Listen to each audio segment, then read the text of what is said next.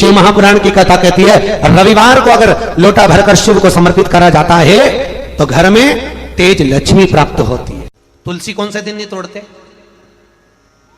रविवार के दिन। क्या बोल रहे हो? जम के बोलो, कौन से दिन? रविवार के दिन तुलसी नहीं तोड़ते। क्यों नहीं तोड़ते? जल्दी बोलो। इन्हें कहा रविवार को तुलसी नहीं तोड़ते, तो क्यों नहीं तोड़ते? कोई ने कहा रविवार को पीपल के पेड़ की परिक्रमा नहीं करते, क्यों नहीं करते? उसका कारण भी तो मालूम होना चाहिए। ये कोई ना कुछ बोल दिया और तुमने मान लिया, तो उसका कारण है। रविवार को तुलसी क्यों नहीं तोड़ते? फिर वही बात आ गई, ये मेना धन्या कला वाली बात को याद करो। भगवान राम जनकपुरी में पहुंचे, विश्वामित्र जी ने धनुष टूटने के बाद राम से कहा, राम आज जाओ तुलसी लेने के लिए जाओ, तुलसी लेके आओ, फूल लेकर आओ, पुष्प वाटिका में से कुछ लेकर आइए। पीछे पलट कर देखा तो सीता जी खड़ी थी। विश्वामित्र जी शालिग्राम जी की पूजन कर रहे, शालिग्राम जी की पूजन कर रहे थे। विश्वामित्र जी ने पीछे पलट कर देखा सीता जी खड़ी, तो कहा राम एक काम करो, ये पुष्प वाटिका सीता की है, उनके पिताजी की है, सीता को भेज दो, वो फूल लेकर आएगी। वो तुलसी लेकर आएगी। जानकी जी गई, पुष्प उतारे, तुलसी उतारने लगी। तुलसी उतारते समय जानकी जी की हवा इतनी तेज चली कि सीता जी का पल्लू उड़ गया, और जैसे ही पल्लू उड़ा वो तुलसी के पौधे पर गिरा। गिरते ही सीता आगे बढ़ी और तुलसी के कुछ दल जमीन पर गिरे, तुलसी के पत्ते जमीन।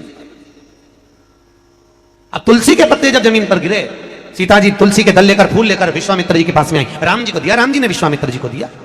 विश्वामित्र जी ने तुलसी के दल लेकर भगवान शालिग्राम को चढ़ाने लगे। इतनी देर में तुलसी के दल गीले हो गए, महाराज गीले।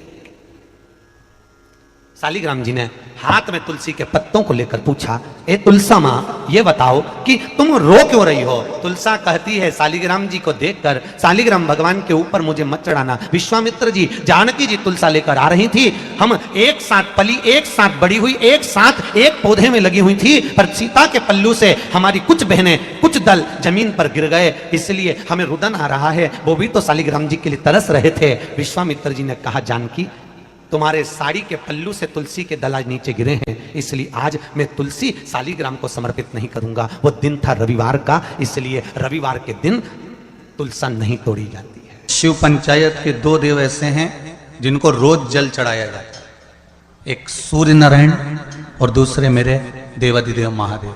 दोनों पर जल रोज चढ़ता है प्रतिदिन। शिव पंचायत में गुड़, चावल, लाल फूल और लाल मिर्ची के 11 दाने पानी के कलश में तांबे के लोटे में लेकर, हाथ को ऊंचा कर कर, नेत्र, नासिका, वक्षस्थल के सम्मुख में जो सूर्य नारायण को अर्घ देता है, जल चढ़ाता है। पर जो सूर्य को अर्घ रविवार के दिन दे देता है, अगले रविवार तक पैसे की आवक आना प्रारंभ हो जाती है। जो आज तक फोन नहीं उठाता वो फोन उठा। पहले भी कथा में कहा, परसों की कथा में कहा कि लक्ष्मी जी अपने पास का अगर कोई सामग्री शिव जी को चढ़ा देती तो शंकर प्रसन्न हो जाते। पर लक्ष्मी जी ने करा क्या? जल भी लाई तो पार्वती की यहां से लाई। लक्ष्मी जी अगर जल लेकर आ रही है तो पार्वती की यहां से लेकर, आपके पास में जो है आप शंकर को वो समर्पित करो। के क्यारे में शंकर का चढ़ा हुआ जल कभी नहीं जाना चाहिए। आप लोग अगर भगवान को थाली में, आपके घर में भगवान हैं, बहुत सारे होते हैं आप लोगों के, सभी लोगों के यहाँ होते हैं बहुत सारे भगवान, ठीक है, गणेश जी भी हैं सब क्या? अरे बोलो तो लड्डू गोपाल भी हैं, फिर देवी देवता भी हैं बहुत सारे, फिर शंकर जी भी हैं। तो सबको एक ही थाली में रख लिया और थाली में रखकर सबने उनको स्नान कराना चालू कर दिया। अब सबको स्नान कराया तो शिव जी को भी कराया, बोलो कराया कि नहीं कराया? थाली के अंदर रखकर। अब तुमने स्नान तो करा दिया, स्नान कराने के बाद वो जल को क्या करा तुम लोगों ने? ले जाकर तुलसी के क्यारे में डाल दिया। तो महाराज जी पहले के समय में क्या कालसर्प दोष, पितृदोष नहीं होता था? बिल्कुल नहीं होता था। पहले के समय में ना कालसर्प दोष होता था ना पितृदोष होता था। क्यों? तो क्या घर में लोगों के शंकर जी नहीं होते थे? होते थे। लोग शिव जी को स्नान कराते थे, पर घर में बगीचा, खलियान, खेत, वृक्ष इतने लगे होते थे कि शंकर जी को स्नान कराने के बाद वो जल को ले जाकर, वो भगवान को स्नान कराने के बाद जल को ले जाकर पेड़ पौधे में डाल दिया जाता था, बगीचे में डाल देते थे, तुलसी के क्यारे में नहीं डालते थे। इसलिए ना पितृदोष होता था ना कालसर्प दोष होता था। अब दुनिया के लोग भगवान को स्नान करा के ले दे के एक ही पौधा घर में दिखता है, वो तुलसी जी का, बस स्नान कराया और तुलसी जी में ले जाकर डाल दिया। तो तुलसी जी में ले जाकर डाला तो उससे शास्त्र कहता है कि अगर शिव जी का चढ़ा हुआ जल तुलसी के क्यारे में जाएगा तो सर्प के डसने का दोष लग जाएगा, जिसको हिंदू धर्म में काल सर्प दोष कहा गया। जो काल सर्प दोष, अच्छा बड़ा विचित्र काम है। कई कई गांवों में आप लोगों ने भी देखा होगा, यहां तो ठीक है परंतु हमने महाराष्ट्र में बहुत देखा। महाराज कई कई गांवों में तुलसी के क्यारे के नीचे शंकर जी को रखते हैं, ये तुलसी के कुंड के अंदर शंकर जी को रखेंगे। और ये दो कोई आपको अलग अलग तरह से ना जाने घुमा फिरा के ना जाने बुद्धि ऐसी फेर कर गलत चीज बताएगा ना, तो वो समझ में आ जाएगी आप लोग। दुनिया की आदत है।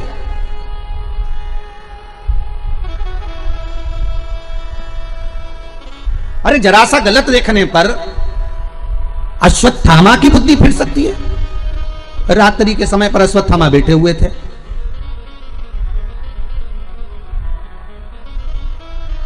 और रात्रि के समय पर अश्वत्थामा बैठे, और बैठे बैठे अश्वत्थामा ने क्या देखा कि एक वृक्ष के कोटर में कौवे के अंडे रखे हुए हैं, कौवे के बच्चे रखे हुए हैं, और एक उल्लू रात्रि के समय पर उड़ता उड़ता आया और वो कौवे के अंडों को उसने, रात के समय कौवा जब सो गया तो उसके अंडों को, उसके बच्चों को मार दिया।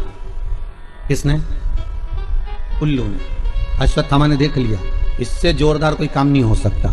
अगर ये पांडव जीते, नेत्र खुलने के बाद अगर नहीं मर रहे, तो एक काम करता हूं, जैसे उल्लू रात को आया और उसने कौवे के अंडों को मार दिया, कौवे के बच्चों को मार दिया, तो अश्वत्थामा ने भी विचार करा एक काम करता हूं, मैं भी सोते समय पर जाता हूं और मार देता हूं। और अश्वत्थामा ने करा क्या, जब पांडवों के पुत्र सो रहे थे और अश्वत्थामा उनको सोते हुए को मार आया, सोते हुए। बस केवल रात्रि को एक जरा सा एक लीला देखी और उस बुद्धि में, अश्वत्थामा के उस विवेक में वो समाहित हो गया। गलत चीज लोगों की बुद्धि में तुरंत आ जाती है कि हाँ हाँ उसने ऐसा करा, उसने तुलसी जी के क्यारे में शिवलिंग रखा तो अपन भी रख लो, उसने ऐसा करा तो अपन भी ऐसा कर लो, उसने यूं करा तो अपन भी ऐसा कर लीजिए।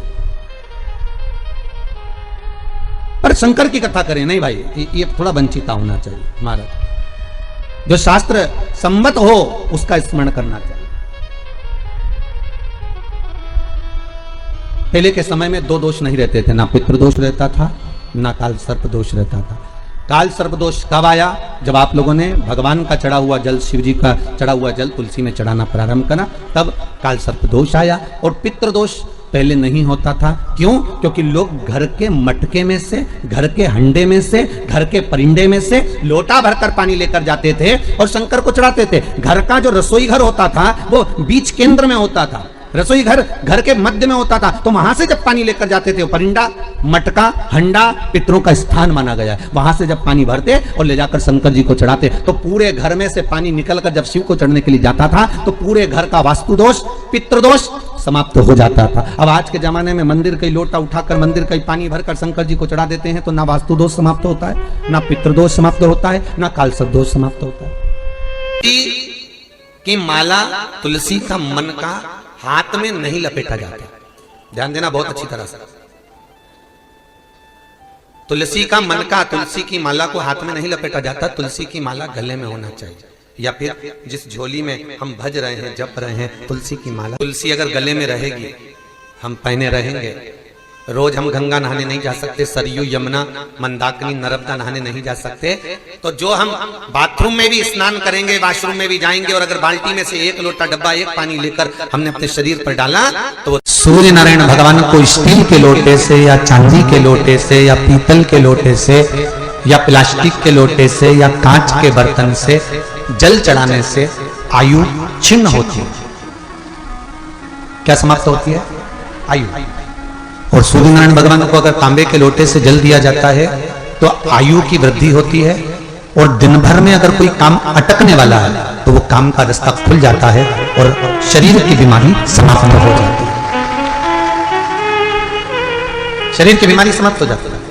जब हम सूर्य नारायण भगवान को अर्घ देते हैं, जल चढ़ाते हैं, तो वो जल पृथ्वी पर जब गिरता है तो उसके छींटे हमारे शरीर पर लगते हैं। क्या वो ठीक है? क्या वो श्रेष्ठ है?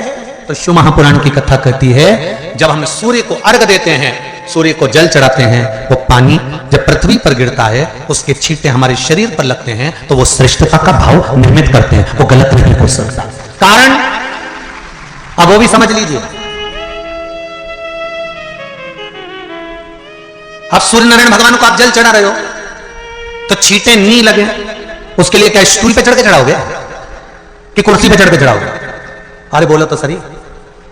अब कई लोगों के दिमाग में यह बात भरा गई कि हम भगवान को जल चढ़ाते हैं, वो हमारे शरीर में छींटे लगते हैं, जमीन पे से पानी गिरता है, वो हमारे शरीर को छींटे लगते हैं, भगवान को अच्छा नहीं लगता होगा। कौन ने कहा? पहले तो उसको पकड़ के ला।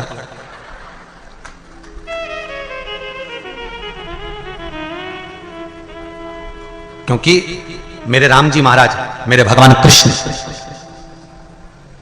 बड़े बड़े संत, साधु, सन्यासी, तपस्वी, साधक, उपासक जितने भी हुए, जिन्होंने सूर्य की आराधना करी, इन्होंने टेबल पे चढ़कर या कुर्सी पे चढ़कर जल नहीं चढ़ाया, इन्होंने पृथ्वी पर खड़े होकर ही, क्योंकि पृथ्वी तत्व के देव ही शिव।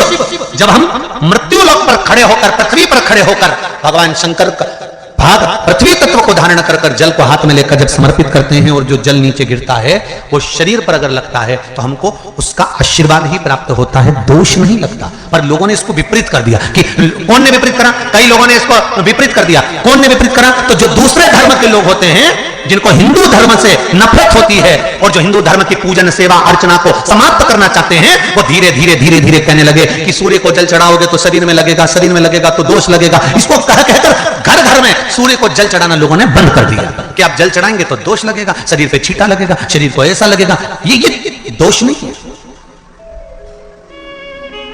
कितनी सुंदर बात है महाराज।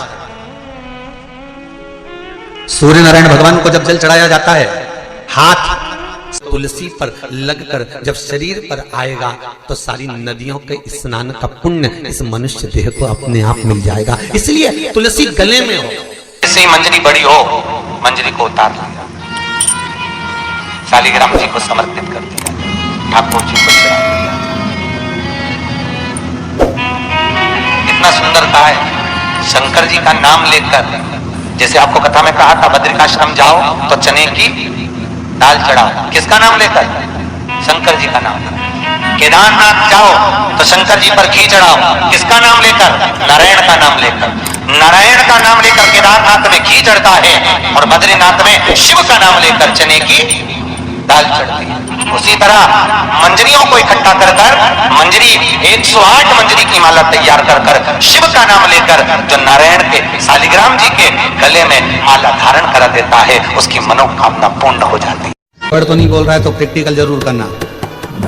एक गमले में मिट्टी भरी है, उसमें कोई बीज तुमने नहीं लगाया, उस गमले में कोई बीज नहीं है, कोई पौधा नहीं है। तुम एक काम करो कि रोज उस गमले में थोड़ा थोड़ा जल डालना चालू करो। अब तुमने ना तो बीज लगाया, ना उसमें कोई कलम लगाई, ना कोई उसमें डाली लगाई, ना तुमने कुछ लगाया, उसके बाद भी उस गमले के अंदर, उस गमले में जल चढ़ाते चढ़ाते चढ़ाते चढ़ाते एक ना एक पौधा छोटा सा अपने आप अंकुरित हो जाएगा। तुम्हें मालूम नहीं पड़ेगा कि इसमें पौधा कहां से आ गया। इसमें तो बीज नहीं था, इसमें तो कलम ही नहीं थी, इसमें तो कोई पौधा ही नहीं था। फिर आखिर यह पौधा आया कहां से? केवल जल चढ़ाते रहे। उसी तरह शिव महापुराण की कथा कहती है, आप शंकर जी के मंदिर में नित्य प्रति 1 लोटा जल चढ़ाते रहो। आप शंकर जी के दरवाजे पर रोज जाकर 1 लोटा जल समर्पित करते रहो। एक ना एक दिन तुम्हारे भीतर एक विश्वास का पौधा प्रकट होगा, तुम्हारे घर में एक खुशी का पौधा प्रकट होगा, एक आनंद का पौधा प्रकट होगा, और वो खुशी, वो आनंद आपके जीवन को इतना आनंदित कर देगी कि आप उन्नति की सीढ़ी पर चढ़ते चले। श्री शिवाय नमस्तुभ्यम। हर हर महादेव। भाद्रपद मास की 9वीं तिथि के विशेष उपाय इस वीडियो में पूज्य गुरुजी द्वारा बताए गए हैं कि सूर्य पूजन कैसे किया जाता है, रविवार के दिन तुलसी को पूजा जाता है या नहीं पूजा जाता, इन सब का वर्णन इस वीडियो के माध्यम से किया गया है। पूज्य गुरुजी ने इस वीडियो में बताया है। आपको अगर वीडियो अच्छी लगे तो like, share and subscribe, comment में श्री शिवाय नमस्तुभ्यम हर हर महादेव अवश्य लिखना।